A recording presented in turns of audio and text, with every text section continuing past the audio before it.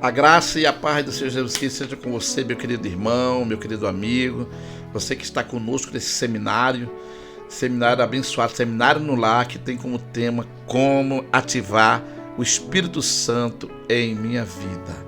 Nós começamos com a leitura agora em João capítulo 16, verso 7 a 11, aonde está escrito da seguinte maneira: Todavia digo-vos a verdade, que vos convém que eu vá, porque se eu não for, o Consolador não virá a vós.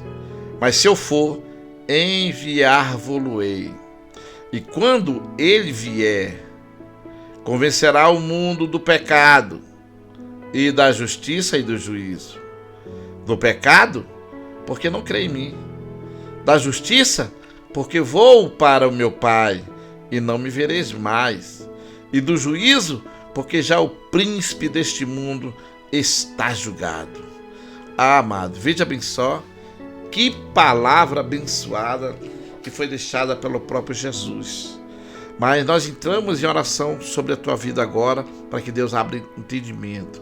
Pai querido, é no nome santo de Jesus Cristo que pedimos que tu possa abrir o entendimento, Pai, e a compreensão deste homem de Deus, desta mulher de Deus, desta pessoa que está conosco participando deste seminário no lar. Ah, Senhor, para nós aprendermos tudo sobre o Espírito Santo, o Espírito da verdade. Nós entramos aqui, querido, mais uma vez, para dizer para você que esta é uma passagem onde Jesus promete aos discípulos o envio do Espírito Santo. Ele promete aos discípulos. Também esse Espírito Santo é chamado o Consolador. Jesus explica a necessidade de sua partida para que o Consolador venha e assim atue de maneira especial. É por isso que nós vamos examinar cada parte desse ensinamento. Sim.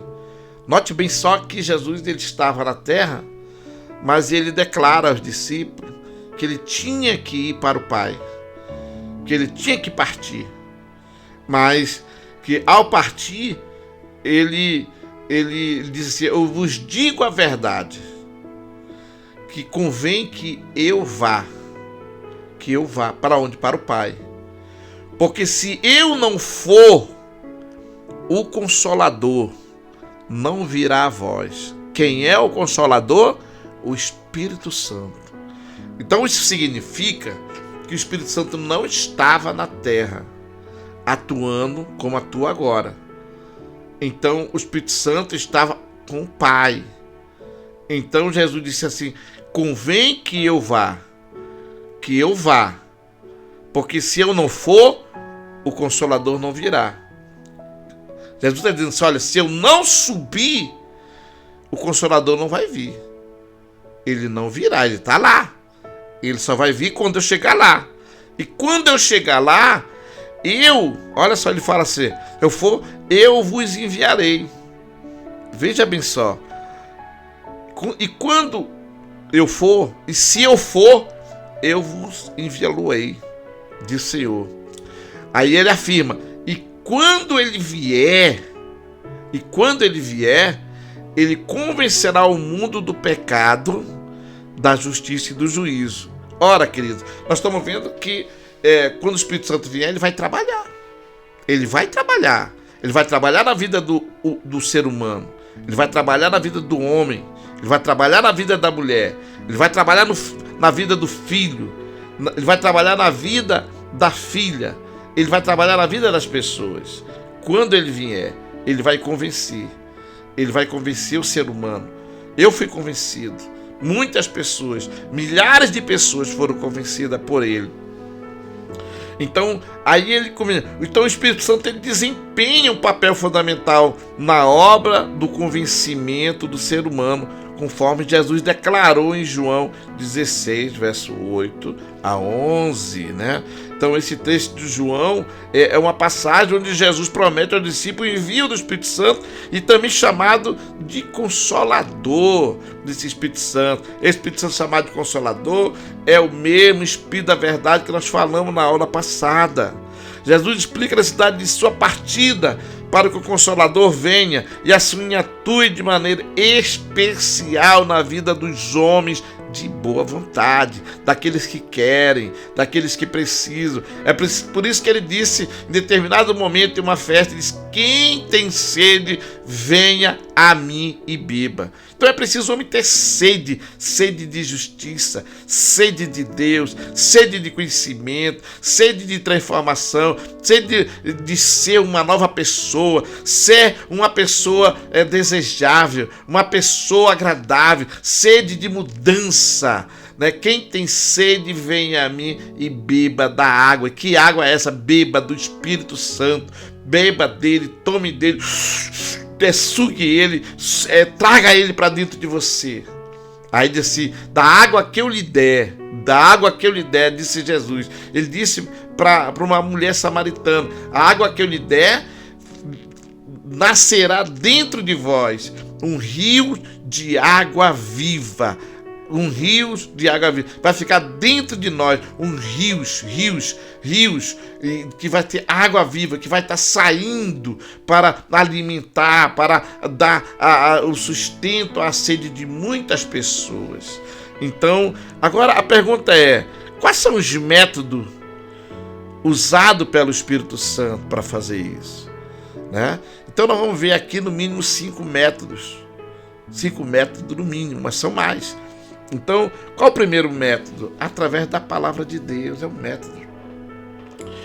A Bíblia Sagrada diz que medita nas Escrituras dia e de noite, porque ela que testifica de mim. Então, a Bíblia é a principal ferramenta do Espírito Santo. Ela traz as verdades de Deus. Então, o Espírito Santo ilumina a mente das pessoas para entender a mensagem das Escrituras e saber o seu estado pecaminoso. Hebreus capítulo 4, verso 12 fala sobre isso. Então, o que significa isso? É que se um homem ele lê as Escrituras e ele quer Deus, o Espírito Santo fica ali perto para mostrar a verdade. Verdade essa que não é entendida por todo mundo, somente para aqueles que querem, para aqueles que querem mudança, para aqueles que querem Deus. Então, o Espírito Santo ele fala, ele convence.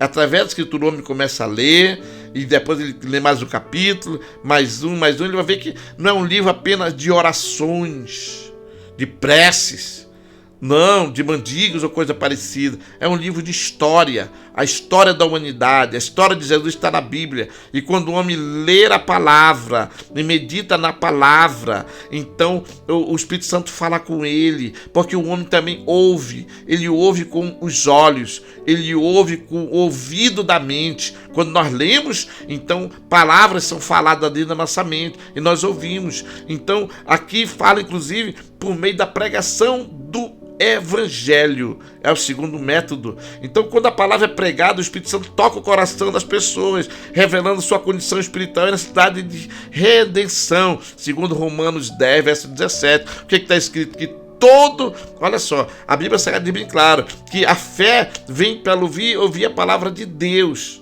Que toda pessoa, que todo homem que ouve a palavra de Deus, então ele ouve a palavra.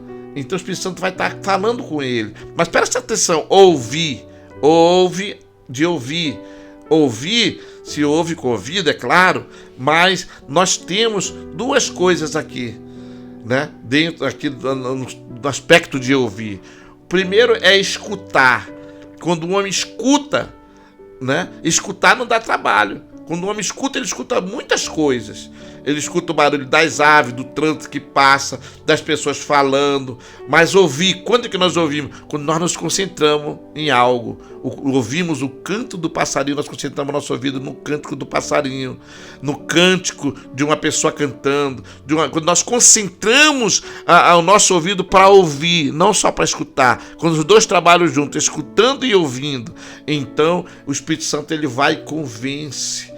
Ele esclarece, ele fala, ele revela através das Escrituras, o que está sendo pregado por meio do Evangelho. Mas para pregar a palavra, porque nós, olha aí, é para ouvir. A Bíblia Sagrada diz bem claro, que é uma necessidade que alguém pregue a palavra. Mas como pregarão se as pessoas não forem enviadas? E como as pessoas ouvirão se não há quem pregue?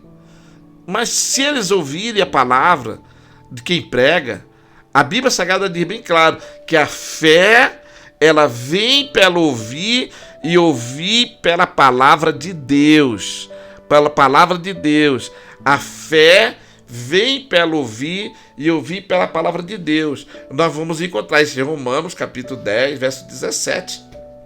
Mas precisamente do verso 10, do verso 13 para cima, 13, 14, 15, 16, 17, nós vamos encontrar sobre o fundamento da pregação e do ouvir o evangelho. E lá vai estar escrito que todo aquele que invocar o nome do Senhor, depois de ouvir e crer, será salvo. Então presta atenção, olha só o que está dizendo a Bíblia Sagrada, que o Espírito Santo usa o método da pregação e da leitura da Bíblia, mas também através da consciência. O Espírito Santo usa a consciência do ser humano para apontar o pecado dele. Sim, todo ser humano sabe quando faz alguma coisa errada, até uma criança, quando ela comete algo errado. O ser humano, ele comete algo errado, ele fica com dificuldade, ele fica com medo, ele fica com vergonha, ele conhece, então ele traz à tona o senso dentro de nós do certo e do errado. O Espírito Santo, ele usa o método, né, do certo e do errado, fazendo a pessoa perceber suas falhas morais e espirituais, como está escrito em Romanos 2, verso 15.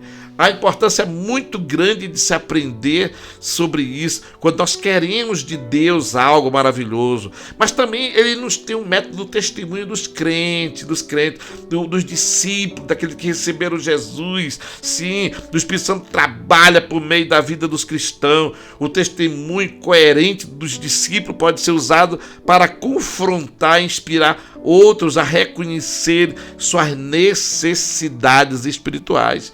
Então é importante, muito grande, nós ouvirmos testemunho de pessoas.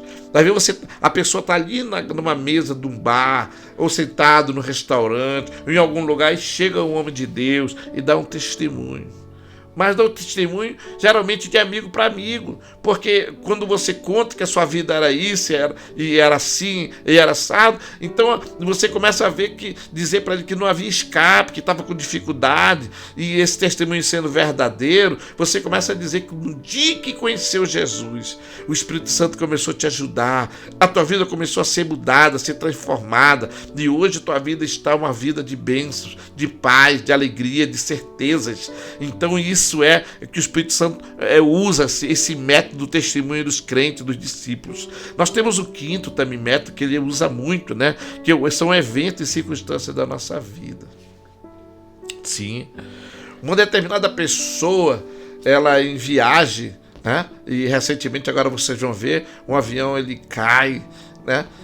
Só que antes de ele decolar, uma pessoa chega atrasada, ela é aborrecida, briga com todo mundo e fica nervoso e o trânsito não deixa e chega atrasado. Quando chega atrasado para o momento e circunstância da vida, o avião havia decolado e perdeu a viagem e o avião caiu.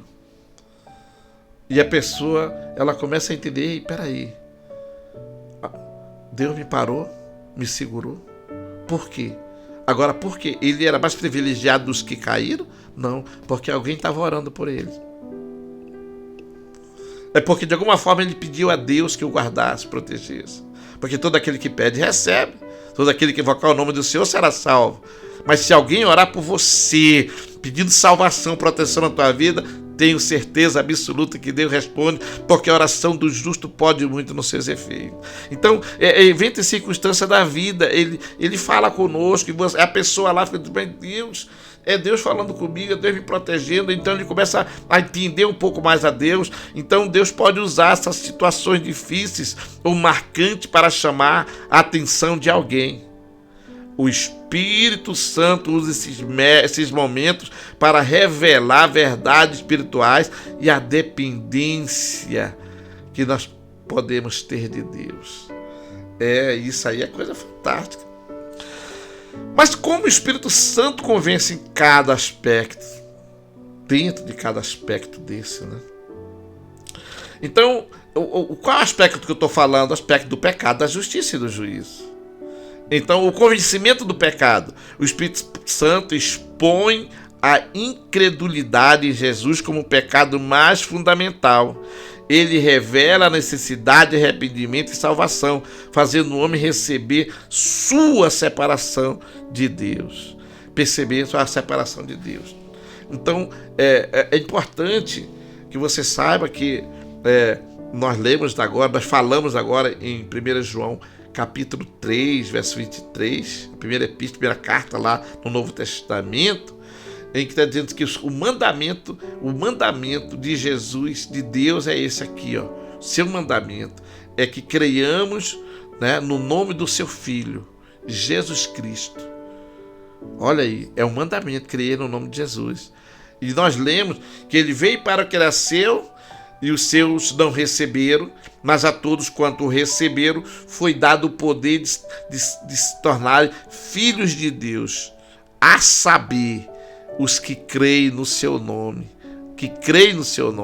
Então, quando você não crê no nome de Jesus, você comete pecado. Você está cometendo o maior dos pecados. E todos os pecados que já existem em você é somado com este. Mas quando você começa a crer nesse nome, todos os teus pecados são apagados. Você é perdoado e começa a ter uma vista limpa e justa, uma novidade de vida, um novo começo da tua história.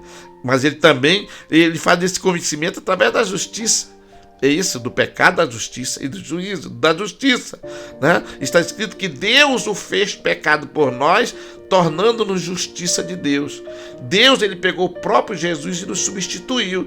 Todo o pecado que estava em nós, ele cravou em Jesus, que levou a cruz, que teve morte de cruz, porque só podia estar crucificado na cruz a pessoa que podia ser maldita. Porque maldito todo aquele que tivesse pregado na cruz. E Jesus se fez maldição no teu lugar. Maldição por quê? Porque ele ficou cheio de todo o pecado da humanidade, do passado, do presente e do futuro. Dos que estão presentes agora aqui na terra, dos que hão de nascer e dos que já se passaram. Mas quando isso funciona? Quando você crê em Jesus e vai a Ele, quando você recebe a Ele, então teus pecados é apagado. Se não for a Ele, não é apagado. Fica lá. Você tem que ir lá, fazer a conexão, tem que fazer conexão. Aí você recebe o Espírito Santo também. Então, o convencimento da justiça, ele mostra que a justiça verdadeira só pode ser encontrada em Cristo. Ao revelar a justiça perfeita de Jesus, o Espírito Santo confronta o ser humano com a sua própria injustiça. E aponta para Cristo como o único caminho para a reconciliação com Deus, né?